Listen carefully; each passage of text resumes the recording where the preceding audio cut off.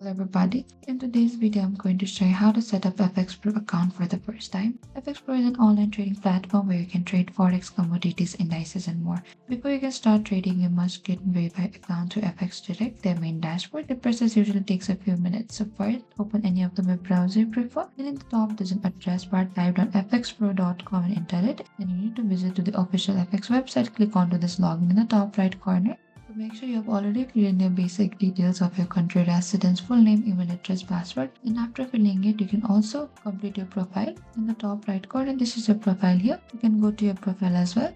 And over here, go to the setting. And under the setting, you can simply go to your profile here again. And make sure your personal details are correct. And you can also verify or change over here under this contact detail beside it. Over here, you can also verify your contact details. You can edit your contact details and you can verify your email as well. And this confirms your account and lets you continue as well. And make sure you have already verified your KYC. This is mandatory before trading. And that is it. Setting up FxPro account involves registrations, verification. And while the sign up is quick, the KYC process is crucial, must be done properly. Thank you for watching this video. I hope I could help you. If you have any queries or confusion, please comment down below and we will reach out to you very soon.